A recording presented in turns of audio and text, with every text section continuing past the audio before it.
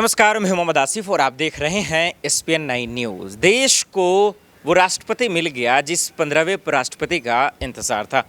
आज उस राष्ट्रपति के बारे में खुलकर आपको बताएंगे कि आदिवासी के नाम पर किस तरीके से राजनीति की गई। आज जो लड्डू खिलाए जा रहे हैं, एक दूसरे को जश्न मनाया जा रहा है, यशवंत सिन्हा का क्या होगा, इन तमाम चीज़ों पर खुलकर बातचीत करेंगे। आपको ये बताने वाले भी हैं कि आखिर यशवंत सिन्हा का अब क्या होगा और द्रौपदी मुर्मू को लेकर क्या कुछ होगा।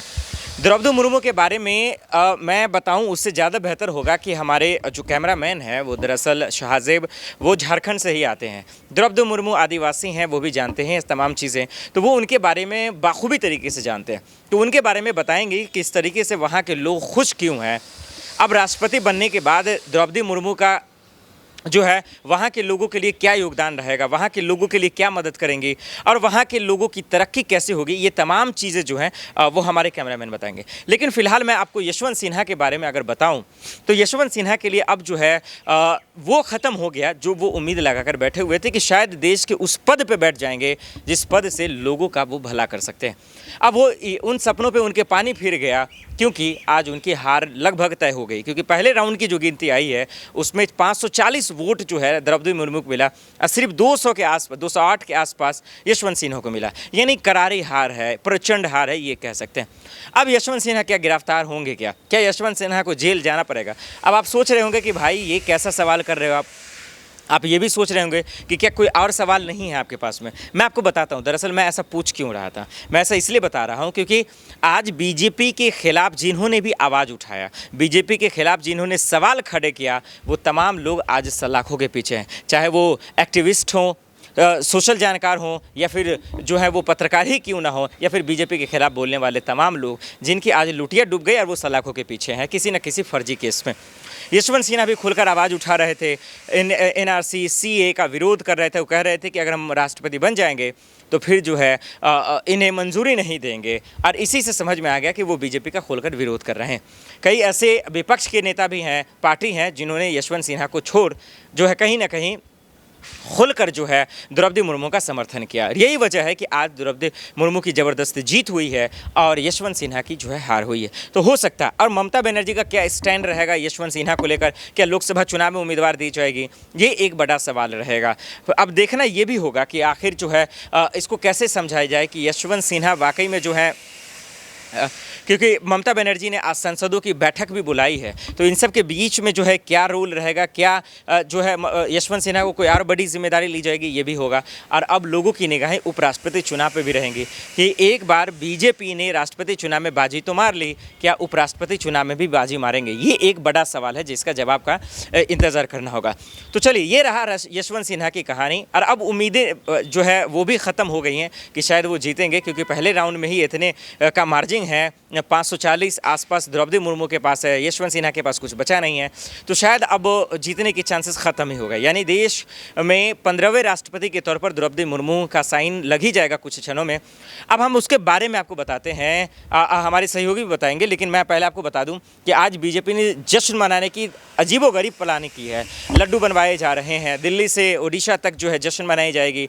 लड़कियाँ, लड़के, तमाम लोग जो है खुशियाँ मना रहे हैं द्रौपदी मुर्मू को लेकर, और मनाए भी क्यों ना। तो चलिए, अब द्रौपदी मुर्मू से क्या फ़ायदा होगा देश को, जहाँ से वो हैं उनको क्या फ़ायदा होगा, ये तमाम चीज़ें जो हैं अब हमारे सहयोगी बता रहे हैं। आइए आपको सुनाते हैं। अभी हमारे सहयोगी आसिफ ने आपको बताया कि किस तरीके से यशवंत सिन्हा और द्रौपदी मुर्मू के बीच जो अभी राष्ट्रपति पद को लेकर के जो वहाँ पर घमासान छिड़ चुका था, और वहाँ पर अब हार हो चुकी है यशवंत सिन्हा की, और द्रौपदी मुर्मू अब लगभग पहला जो दावा था वहाँ पर अब द्रौपदी मुर्मू जीत चुकी है। देखिए, जिस तरीके से द्रौपदी मुर्मू के बारे में अगर आपको बताएं तो द्रौपदी मुर्मू झारखंड से आदिवासी समुदाय से, पिछड़े समुदाय से आती हैं, तो कहीं ना कहीं अगर वो जीत करके राष्ट्रपति पद पर बैठती हैं जा करके, तो कहीं ना कहीं पूरे देश के लिए ही ये एक गर्व की बात होगी, सिर्फ आदिवासी समुदायों के लिए ही नहीं। देखिए, जिस तरीके से अगर बात करें कि उनके आने से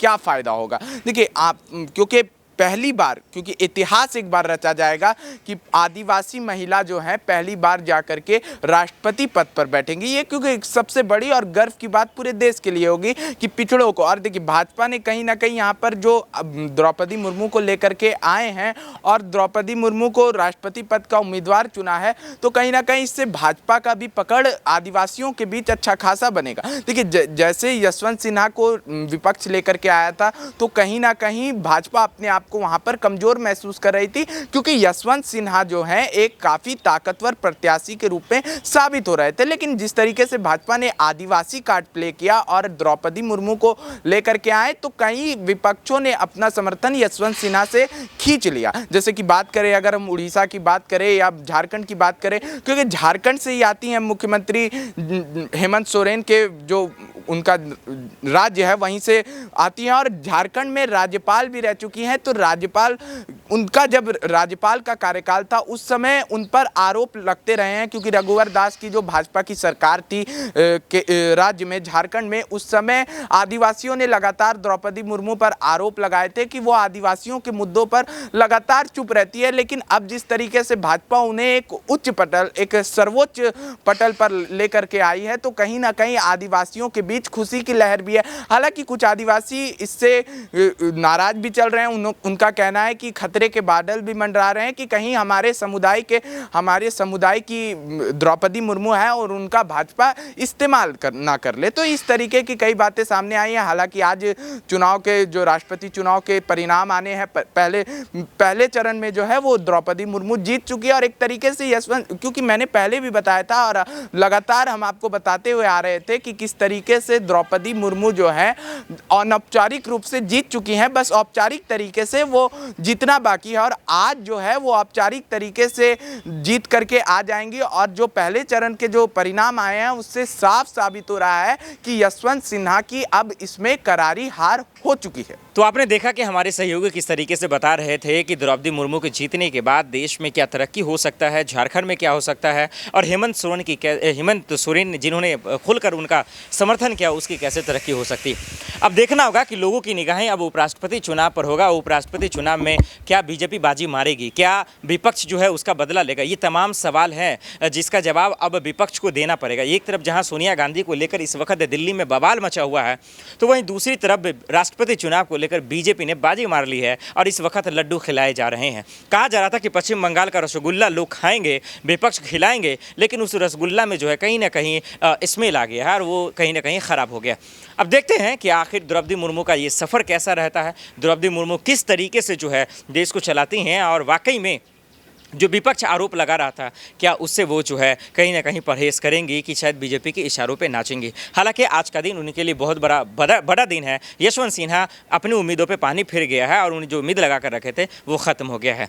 आखिर में यही कि SPN 9 न्यूज़ के तमाम दर्शकों की तरफ से और SPN 9 न्यूज़ के टीम के तरफ से द्रौपदी मुर्मू को ढेर सारी शुभकामनाएँ, और उनका दिन जो है आज से एक ख़ास दिन, क्योंकि संवैधानिक पद पर आ गई, 25 तारीख को वो शपथ लेंगे। चलिए आज के लिए इतना ही, मुझे दीजिए इजाज़त और आप देखते रहें SPN 9 न्यूज़। नमस्कार।